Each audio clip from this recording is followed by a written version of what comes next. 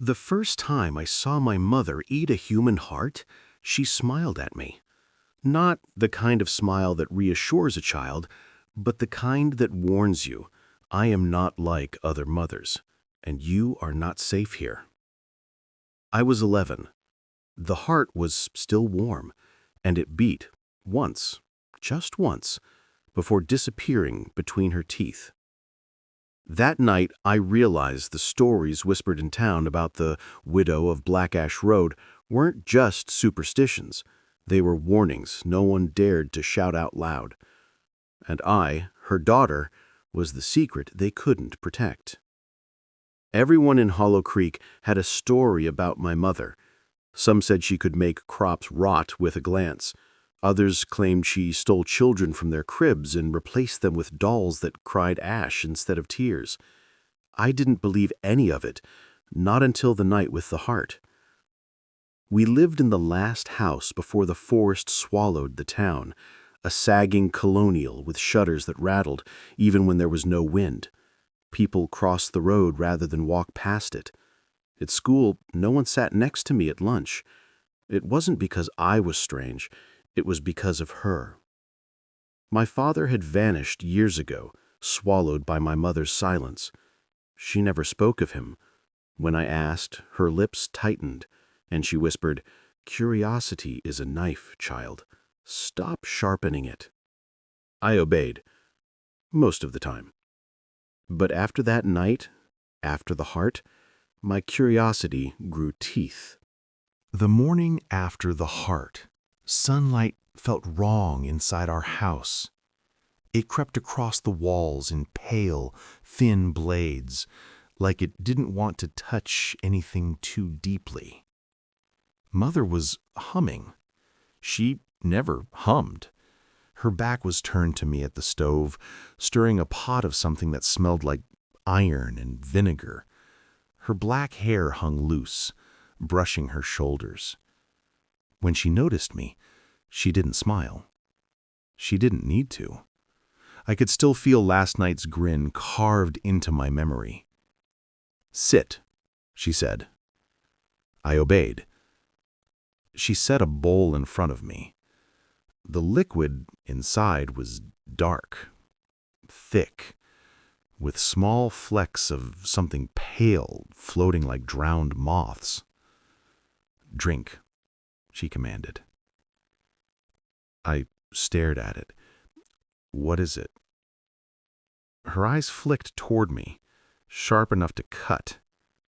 "Medicine. You saw what you should not have seen. This will keep the memory still." I raised the bowl, my hands trembling. The smell clawed at my throat. I took a sip. Metallic, bitter, wrong. My tongue burned as though I'd swallowed hot coins. She watched every drop go down. When the bowl was empty, she leaned close and whispered, "Never open the cellar door. Do you understand?" Her breath smelled like earth after rain. I nodded, but my eyes betrayed me, because the moment she mentioned the cellar, that afternoon, when she went to gather herbs in the woods, I crept down the narrow staircase. The cellar door was older than the rest of the house, its wood swollen and warped.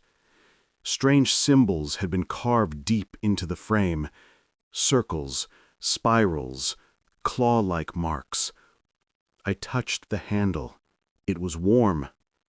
From the other side came a sound. Not rats, not pipes. Something that breathed.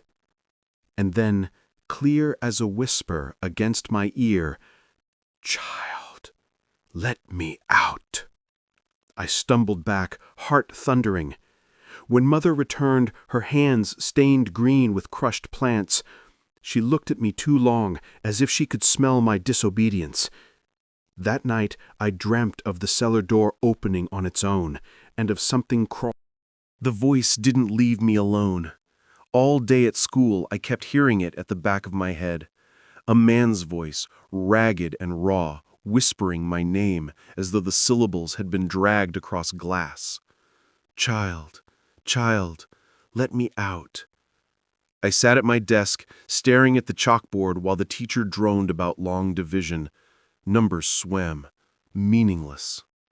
Every time I blinked, I saw the cellar door in my mind, trembling against its hinges.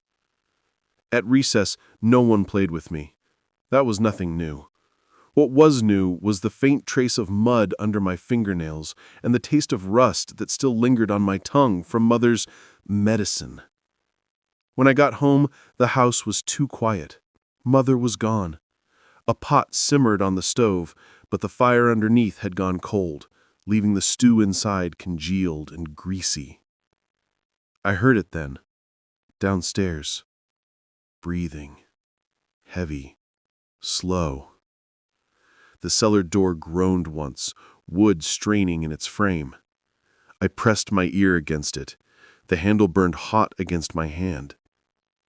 Daughter. Not child. Daughter. My blood went cold. I stumbled back, nearly tripping on the stairs.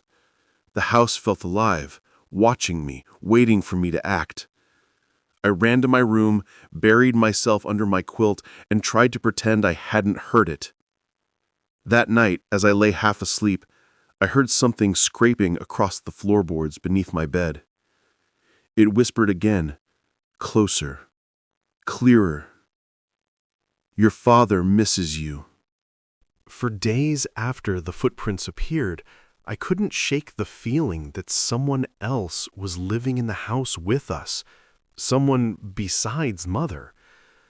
The cellar door became the center of my world. I passed it every time I went to fetch firewood, every time I swept the floor, every time I pretended not to hear the groans from beneath it. By the third night, I had memorized the rhythm.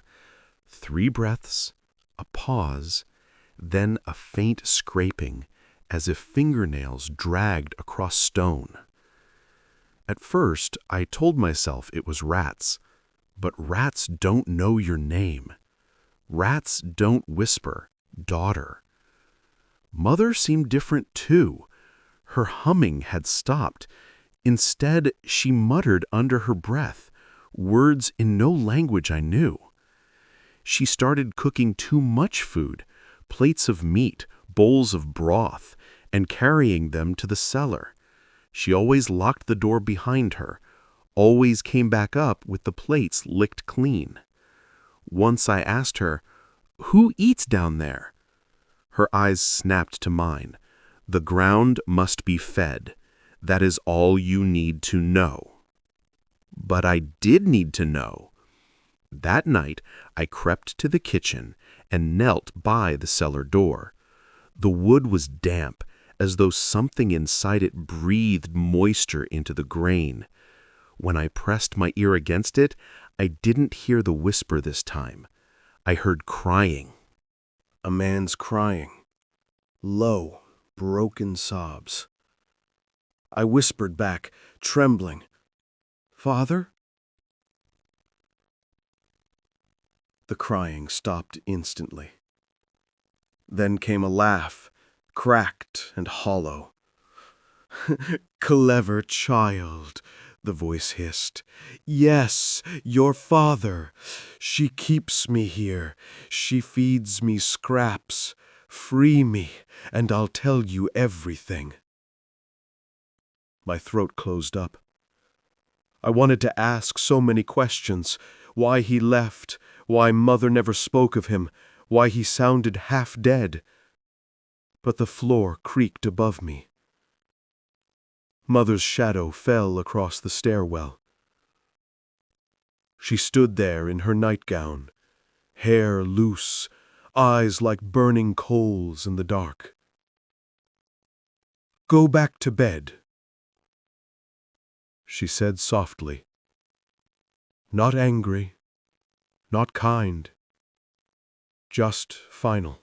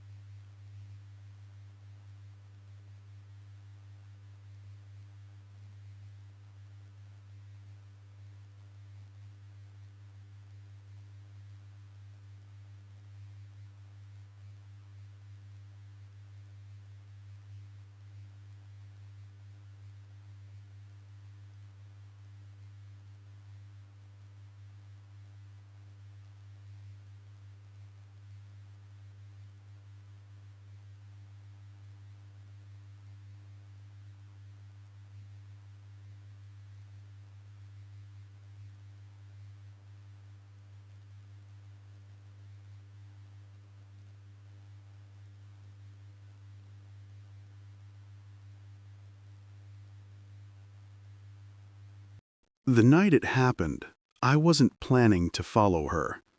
I just wanted to sleep, to shut out the whispers from below. But sometime after midnight, the house shifted. I felt it in my bones. The air pressed down on me, heavy as a storm about to break. Then I heard the front door open and the faint creak of Mother's boots on the porch. I rose from bed, careful not to let the floorboards groan under my weight. Through the window, I saw her moving across the yard with a lantern, her figure tall and crooked against the trees. The forest swallowed her whole. Something inside me snapped. Maybe it was fear, maybe curiosity, maybe it was the whisper in my ear. Follow her. So I did. The woods of Hollow Creek were older than the town itself. The trees were massive, their branches clawing the sky. Roots snaked through the soil like veins. Even the moon seemed afraid to shine too brightly here. I followed the bobbing lantern, keeping my distance. The deeper we went, the stranger the woods became. I swear, the trees bent toward her, leaning. Finally, she stopped in a clearing. Stones had been set in a circle, blackened from fire. Bones were scattered around them. Small ones, animal maybe, though I thought I saw a human jawbone half buried in the dirt. Mother placed the lantern down and began to chant. The words slithered out of her mouth, low and sharp, making the air vibrate. At first, nothing happened.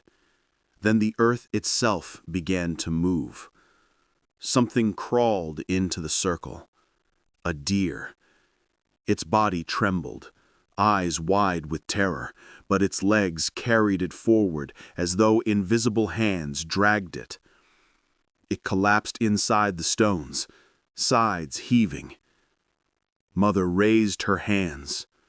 A knife flashed in the lantern light. I clapped my hand over my mouth, too horrified to scream. She cut the deer's throat in one swift motion. Blood gushed into the dirt, steaming. The stones glowed faintly red. And then, with a voice I didn't recognize, she called down into the earth. "Eat, my love, eat, and wait." The blood didn't soak into the soil. It vanished, as though sucked downward by something hungry. I swear I heard it sigh from below. I stumbled back, branches whipping my face.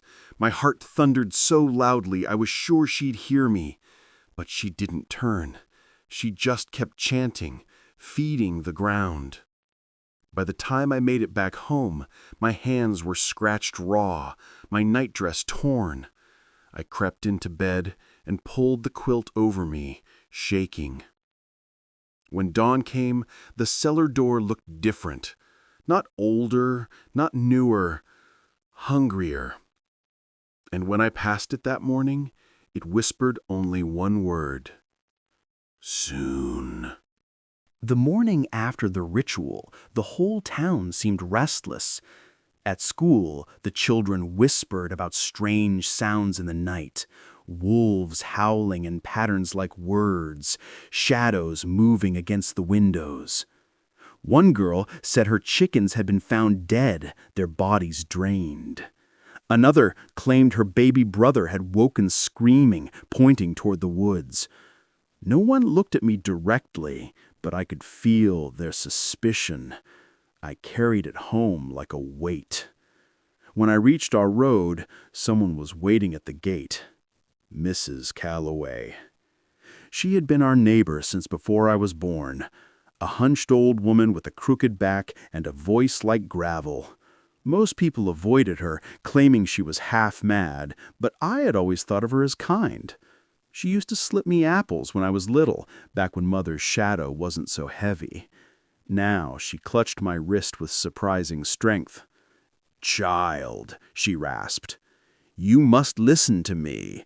She is not what she seems." My throat tightened. You mean my mother?" Her eyes darted toward the house, then back to me. "She made a bargain years ago, before you were born. That is why your father is gone." The ground seemed to tilt under me. What kind of bargain? Mrs. Calloway's grip shook. Power, beauty, life stretched longer than it should, but nothing comes free. Something had to be chained. Something had to be fed. And you, she stopped, her voice dropping to a whisper. You are almost of age, aren't you? Almost ready. I wanted to ask her what she meant, but the front door creaked open. Mother stood there, still as a statue. Her black hair gleamed in the light, and her smile was so wide it made my stomach twist. "Good morning, Mrs. Calloway. How lovely to see you." Mrs. Calloway's hand slipped from mine. She shuffled back, her face gone pale. "Keep the child away from the woods," she croaked. Then she turned and limped away, as fast as her bent frame would carry her. Mother's eyes followed her until she vanished down the lane. Then she looked at me. Her smile remained, but her voice was a blade. "What did she tell you?" I shook my head. Nothing." She stepped closer, cupping my chin in her cold hand. "Good, because neighbors lie. Their tongues are rotten with envy. Remember, child, your only truth is me." That night I woke to a sound outside my window. A scream, high and thin, cut short. By morning, Mrs. Calloway's house was empty. Her door stood open, her rocking chair overturned. She was never seen again. For 3 nights, I couldn't sleep. Every time I closed my eyes, I heard Mrs. Calloway's last warning. You are almost of age, almost ready. And every time I walked past the cellar door, I heard the voice, louder now, more desperate, sometimes pleading, sometimes mocking. Daughter, do you want to know the truth? Your father loves you. She is lying to you. She always has. Open the door, just a crack, just a moment. I tried to resist. I pressed pillows over my ears. I prayed, though even prayers felt dangerous in our house. But temptation gnawed at me like teeth. On the 4th night, when Mother left again with her lantern and her knife, I couldn't take it anymore. The cellar stairs groaned under my weight as I descended. A smell hit me first. Copper, mold, and something sweeter, like rotting fruit. My hand shook as I reached for the lantern at the bottom of the steps. I lit it. The sight stole my breath. Chains lined the walls, heavy iron links embedded deep in the stone. Strange symbols glowed faintly in the dark. Circles carved with such precision they looked burned into the rock itself. And in the center of the room, a figure. At first, I thought it was a man. He was tall, broad-shouldered, his face hidden by shadow. But as he stepped forward, the light revealed too much. His skin shimmered like coal dust, rippling and cracked. His eyes glowed faint red, like embers buried in ash. His hands, no, his claws, dragged along the ground, the chains pulling taut whenever he moved too far. Yet his voice was soft, human. "My daughter." I froze. Who are you?" He smiled, and for an instant his face looked familiar, like the blurred memory of a photograph I had once seen of my father. "I am the man she took from you. I am the one she changed to this pit. I am your father." My stomach flipped. "That's not true. You can't be." "She told you I abandoned you, didn't she?" His voice cracked. "But the truth is, she traded me for power, for eternity. And now she's preparing you for the same fate." The chains rattled as he knelt, lowering his face close to mine. His eyes softened. My stomach churned. I stepped closer without realizing. My hand hovered over the glowing circle carved into the floor. My skin tingled, the heat prickling up my arm. Then I heard footsteps above. The cellar door groaned open. Mother's silhouette filled the stairwell. She didn't scream, she didn't run. She only descended, calm as death, her eyes locked on me. So, my little traitor finally chose curiosity over obedience. She dragged me upstairs by my hair, my feet scraping the floor. She didn't strike me. That would have been mercy. Instead, she pressed my face against the window and made me watch as the woods outside writhed, trees bending, shadows crawling. "Do you see?" she hissed. "That is the hunger you almost unleashed. That is what I keep from this town, from you." I sobbed. "He said he was father." Her hand tightened on my neck. "He is not your father. He wears his face, yes, but he is the bargain, the debt. And if you ever touch that door again, you will join him in chains." She held me there until my tears ran dry. Then she kissed my cheek, gentle as always, and whispered, "Even betrayal can be forgiven, daughter, but only once." After Mother dragged me from the cellar, something in the house changed. It was as if the walls had been listening all along, and now they wanted me to suffer for what I had seen. At first it was little things, a faint stain appearing on the wallpaper, the sound of dripping water when no pipes ran, my reflection in the hallway mirror smiling when my lips were still. Then it grew worse.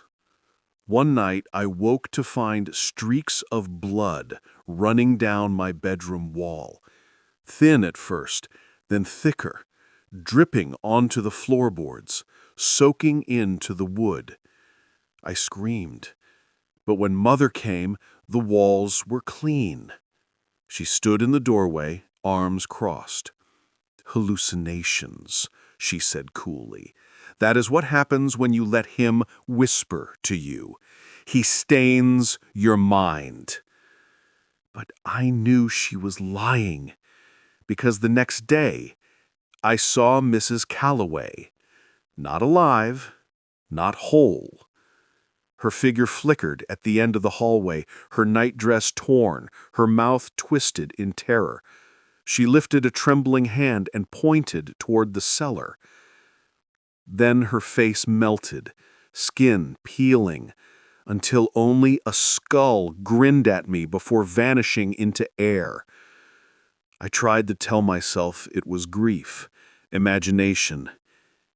But then the cellar spoke again. Not in whispers, now in screams. "Daughter, help me! She lies! Do you not see what she's doing to you?" The chains clanged so loudly I felt the vibrations in my teeth. At supper, Mother's eyes twitched every time the cellar thundered below. Yet she never acknowledged it. She only ate slowly, deliberately, tearing at her meat with the quiet focus of a predator. Finally, she set down her knife and looked at me.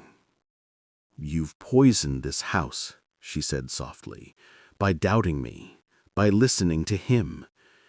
Do you feel the rot in the air? That is your fault. You are tearing the veil I built to protect you." My hands shook so badly I dropped my spoon. Mother leaned across the table, her black hair brushing the plate between us. "There is only one way to cleanse it. You must obey. You must accept your inheritance soon." She smiled then, the same smile she wore when she ate the heart, and I realized she wasn't losing control. She was preparing me. That night, I woke to the sound of scratching at my door. When I opened my eyes, words had been carved into the wood from the other side, jagged and deep. "Free me." And beneath it, in smaller letters, almost childlike, "Or she will feed you to me." I couldn't take it anymore. The blood on the walls, the scratching at my door, the voices in the cellar. It was all closing in. Mother carried on as if nothing were wrong. She boiled herbs, ground powders, stirred broths that stank of iron. But her eyes never left me. It was like she was waiting, watching, measuring how much I could bear before I broke. On the 7th night, I snapped. We sat at the table, a candle sputtering between us.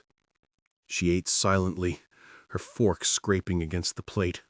I hadn't touched my food. Finally, I slammed my fist down. "Tell me the truth!" Her fork froze midair. "About what?" "About Father," I hissed. My throat burned with the words. "He's in the cellar, isn't he? You chained him down there." The silence that followed was worse than shouting. Mother set her fork down gently, folding her hands in front of her. The candlelight painted her face with shadows. "You think the thing below us is your father." She smiled faintly. "It is not." "You're lying," my voice cracked. "It knew me. It called me daughter." Her eyes gleamed. "Demons are cunning.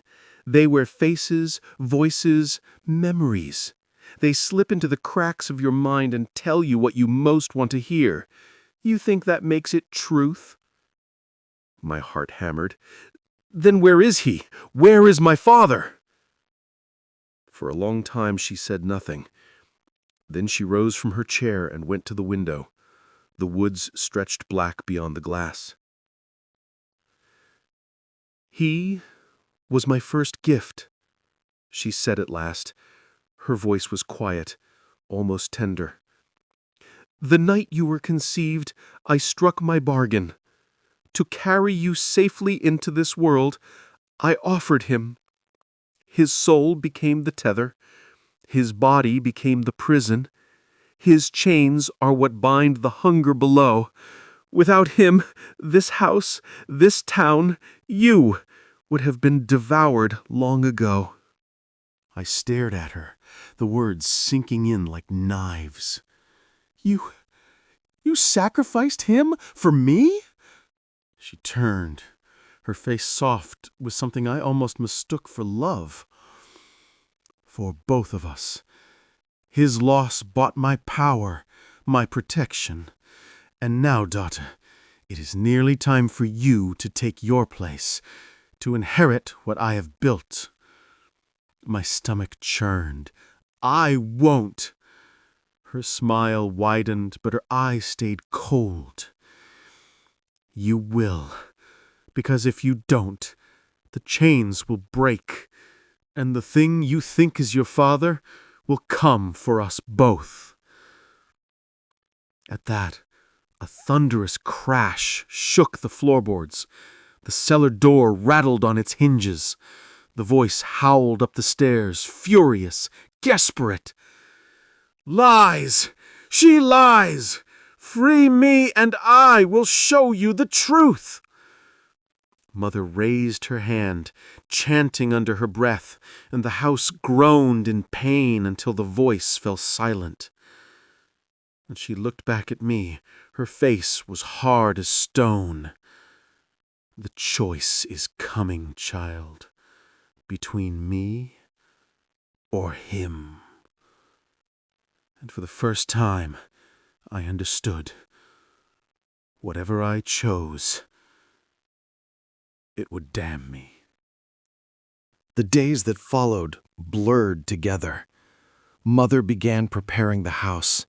She painted new symbols on the walls with ash, nailed charms above every doorframe, and spread salt in circles across the floor. She whispered over bowls of blood and burned herbs that filled the rooms with choking smoke. I wasn't allowed outside anymore. She locked the doors, kept the keys on a chain around her neck. "You're ripening," she said one morning, brushing my hair with a tenderness that felt cruel. "When the moon turns black, you will be ready." I wanted to scream. I wanted to run, but the cellar never let me forget. Every night, the voice grew louder, more urgent, until it seemed the chains would burst. Sometimes it begged, sometimes it cursed, sometimes it promised me things: freedom, love, truth. One night, as I pressed my palms over my ears, the whisper slithered beneath my skin. "She will bind you to her bargain. You will wear the chains next. Is that the life you want? A cage? A lie? Free me, and I will break her hold forever. Free me, and I will be your true father again." I sobbed into my pillow, because part of me believed him, and part of me still feared it was a trick. The night of the black moon arrived. Mother led me into the parlor, where she had drawn a vast circle across the floor in white chalk. Candles burned at every corner, their flames twisting unnaturally high. The air tasted of iron and smoke. She placed me in the center of the circle. "Daughter," she said, her voice deep, echoing, "tonight you inherit the gift. Tonight you become my equal. Tonight the debt is sealed anew through you." I shook my head, tears burning my eyes. "I don't want this." Her smile never faltered. "Want has nothing to do with it." She began chanting. The walls trembled. From below came a roar so powerful it rattled the windows. The cellar door slammed open, and the stench of rot and fire poured through the house. Chains clanged, footsteps pounded the stairs. The figure rose from the shadows, dragged by bonds of glowing iron. His ember eyes locked on mine. His voice thundered, "Choose, daughter, me or her." The chalk circle flared under my feet. Heat seared my skin. Mother's chant grew faster, sharper, her eyes blazing with triumph. "If you step out, you are mine forever," she shouted over the roar. "If you break the chains, you are his. But you cannot stand between us. Choose!" The air split with power. The candles blew out. Only the cellar's glow lit the room, painting my mother's face in fire, my father's chains in blood-red light. And I, trembling, choking, desperate, took one step forward, toward the cellar. My fingers closed around the first glowing chain. The metal seared my flesh, smoke rising from my skin. But the moment I touched it, the chain snapped like brittle bone. The figure roared in triumph, surging upward, pulling against the bonds. Mother screamed, lunging toward me, her face twisted with fury. "No! You damn us all!" Another chain shattered, and another. Each one broke with a sound like thunder, the ground splitting beneath our feet. The last thing I heard before the world tore open was the voice of the thing in chains, no longer soft, no longer pleading, but triumphant. "Daughter, you are mine," collapsed around us as the last chain split. The floor buckled, the ceiling cracked. A storm of ash and fire tore through the parlor, blowing the candles out for good. I fell to my knees, clutching my burned hand, while the creature uncoiled from the ruins of its prison. At first, it still bore my father's face. Gaunt, weary, but human. I wanted to believe. I wanted to throw myself into his arms and finally know the truth. But as he stepped forward, the skin sloughed away like wet paper. His body stretched and twisted, bones snapping into something far older, far hungrier. Wings tore from his back, vast and black. Horns curled upward like broken branches. His eyes burned like suns, and his smile was no longer my father's. Mother screamed an incantation, hurling a dagger of bone into his chest. It sank an inch, then vanished in smoke. He laughed as his voice like earthquakes. With a flick of his claw, she was hurled across the room, slamming into the wall with a sickening crack. I crawled to her side. Blood poured from her mouth. Her eyes, still burning with fury, locked on mine. "You fool! You doomed us both." I shook my head, sobbing. "I freed him. I thought—" "You thought wrong." Her grip clamped weakly around my wrist. "He was never your father. He was what I caged with your father's soul. And now, he is free." Her hand slipped away, lifeless. I screamed, but it was swallowed by the roar of wings. The creature loomed over me, blotting out the shattered roof, the night sky beyond. Smoke curled from his jaws. His talons closed gently, not crushing, but binding around my shoulders. "My faithful daughter," he said, his voice both tender and cruel. "She kept me in chains. You broke them. She lied to you. I will never lie." Tears blurred my vision. "What do you want from me?" He bent close, his breath hot as fire. "Everything. You will carry me in your blood. You will speak with my tongue. You will walk this world as my vessel, my priestess, my heir. The witch thought you would inherit her power, but you are mine now. Mine." Something ancient pressed into my chest, burrowing, burning. I screamed as my veins lit like molten iron, my body trembling with a power too vast to contain. My heart thundered, then stilled, then beat again, no longer entirely mine. When the fire died down, I stood. The parlor was rubble. My mother's body was ash. The demon spread his wings and vanished into the night, leaving me alone beneath the broken sky. But I was not alone. I could feel him inside me, whispering, laughing. My reflection in the shattered glass no longer matched the face I had known. My eyes burned with his fire. My skin bore the faint tracery of his chains. And when I smiled, it was not entirely my smile. Now the villagers whisper about the witch's daughter who walks alone in the ruins of her mother's house. Some say she killed her own blood. Some say she was cursed. Others say she is the curse. But I know the truth. My mother was a dangerous witch, and I am something far worse.